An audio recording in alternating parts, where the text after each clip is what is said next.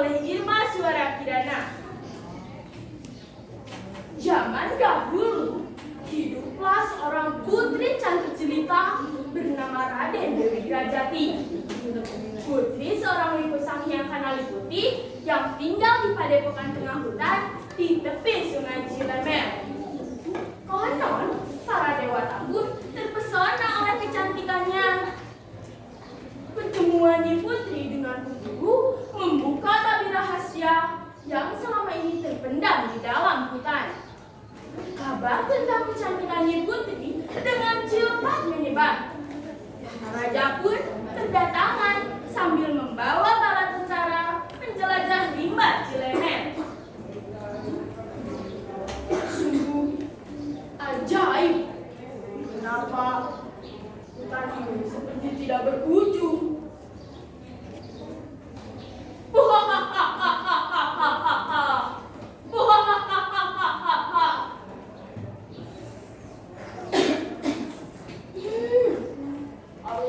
Manusia, kebetulan sekali aku belum makan. Hei, ada raksasa. Ayo cepat lari. Teman-teman, setelah kejadian itu, tidak ada seorang pun yang berani mencari Putri lagi. Sudah menjadi kebiasaan Nyi Putri, setiap hari kelima, setiap bulannya, Nyi Putri Dewi Grajati pergi mandi di telaga Cilampungan. Dia perlahan-lahan turun ke telaga. Betapa segarnya air telaga ini. Tiba-tiba, langit gelap gulita. Seberkas cahaya melesat masuk ke telaga. Tak lama, terdengar suara merdu berbisik. Dewiku Grajati, jangan takut. Makanlah buah ini. Dalam kebingungan, Nyi Putri memakan buah yang terasa manis itu sampai habis. Lalu alam pun berangsur-angsur terang kembali. Bulan pun berlalu. Tampaklah Nyi Putri tengah berbadan dua. Para emban menjaga Nyi Putri dengan seksama. Sampai akhirnya Nyi Putri melahirkan anak kembar laki-laki yang diberi nama Tanu Maja dan Tanu Aksa. Sebagai anak keturunan dewata, mereka tumbuh dengan cepat menjadi pemuda yang gagah. Setiap hari mereka menyusuri hutan dan mereka bermain dengan para binatang. Suatu hari Tanu Aksa terlihat murung. Ibu, semua binatang memiliki ayah. Apakah ayah kami sudah meninggal? Anakku, ayah kalian adalah dewata di kayangan. Kita tidak mungkin bertemu dengan beliau. Kalau begitu, izinkan Ananda menengok ayah di kayangan, Bu. Bersabarlah, anakku. Ibu akan berusaha mempertemukan kalian dengan ayah. Mulai hari itu, Nyi Putri bersemedi. Dalam semedinya, didekati oleh seekor ikan yang sangat besar yang memancarkan cahaya. Nyi Putri kemudian menyuruh kedua anaknya untuk menangkap ikan itu. Seharian mereka mengubah-ubah air telaga. Lihatlah, di sana ada seekor ikan yang sangat besar. Ayo deh, kita tangkap dan kita berikan kepada ibu. Bu, ibu, lihatlah, kami sudah berhasil menangkap ikan besar. Setelah diserahkan kepada ibunya, tiba-tiba ikan besar itu berubah wujud menjadi laki-laki tampan keturunan dewata. Sejak saat itu, Nyi Putri hidup bahagia bersama keluarganya. Suatu hari, keduanya menghadap ayah ibunya.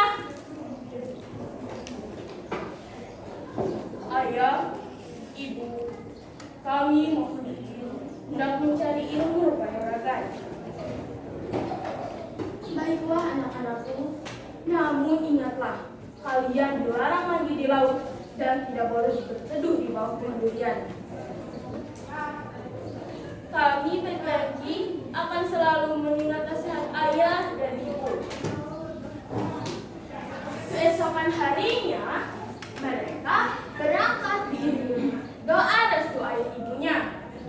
Sampainya di sebuah perkampungan dekat pesisir pantai, mereka memutuskan untuk tinggal dan belajar berbagai ilmu mematuhi ajaran gurunya. Pada suatu hari, saat matahari bersinar dengan teriknya, timbul keinginan Tanuwangsa merasakan dinginnya air laut. Dia kemudian menyelam ke tengah laut. Ombak mengayun, mengombang-ambing sampai membawanya jauh ke pantai berimbang. Sadarlah Tanuwangsa kalau dia sudah jauh dari tempatnya semula. Dia kemudian berteduh di bawah pohon durian. Ia lupa telah melanggar pantangan keluarganya, dan tubuhnya berubah menjadi patung batu. Setelah itu, Tanumaja mencari-cari adiknya. Betapa kagetnya karena ia hanya menemukan pakaian adiknya yang tergeletak di pasir. Dengan hati cemas, ia berlari menyusuri hutan sampai ke pantai. Ia menemukan patung batu di bawah pohon durian. Oh, adikku, mengapa kau melanggar pantangan keluarga kita?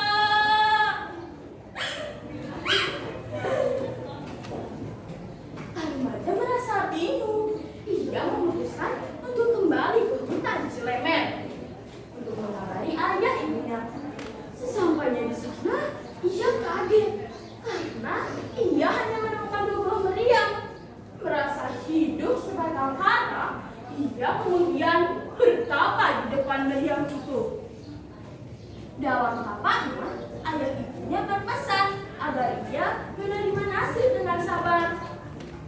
Mendengar itu, legalah perasaannya. Tanumaja kemudian melanjutkan pengembaraannya. Sementara Tanumaja mengembara, tersebutlah di Gunung Polasari ada sebuah kesultanan yang dipimpin oleh Sultan Dewangsa. Dia memiliki seorang putri cantik bernama Putri Werdini. Pada suatu hari, seorang pemburu memberitahu Sultan bahwa ia menemukan dua buah meriam di dekat Sungai Cilemer. Sultan lalu memerintahkan agar segera melakukan perjalanan. Sesampainya di sana, Sultan heran melihat meriam itu. Patih, cepat angkat meriam itu dan bawa ke istana. Maaf tuanku, sudah banyak yang mencoba mengangkat meriam ini, namun belum ada seorang pun yang sanggup. Kalau begitu, aku harus memberikan pengumuman. Wahai rakyatku, siapa yang mampu membawa meriam di situ Cilemer sampai ke istana, maka dia akan kujadikan menantuku. Mendengar itu, semua laki-laki berusaha mengangkat meriam, namun belum ada seorang pun yang sanggup. Sampai akhirnya muncul seorang pemuda yang ingin mencoba peruntungan. Dialah Tanumaja. Ia segera berdoa ditujukan kepada ayah ibunya di kayangan. Dengan mudah, ia mengangkat kedua meriam itu. Segera saja, rombongan itu kembali ke istana. Ketika melewati sebuah hutan, mereka pun memutuskan untuk beristirahat. Tanumaja meletakkan meriam di bawah pohon durian. Tiba-tiba terjadi angin ribut dan menumbangkan pohon-pohon. Hei, kenapa tiba-tiba terjadi angin ribut? Ayo, cepat lari. Kita harus hidup di hutan lagi.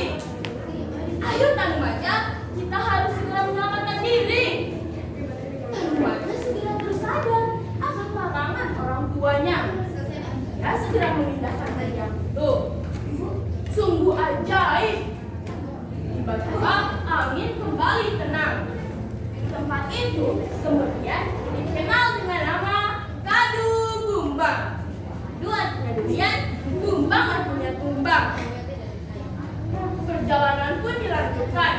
Mereka melewati sebuah perkampungan. Dilihatnya banyak penduduk yang memandai besi. Tiba-tiba datang seseorang membungkuk-bungkuk menghampiri mereka.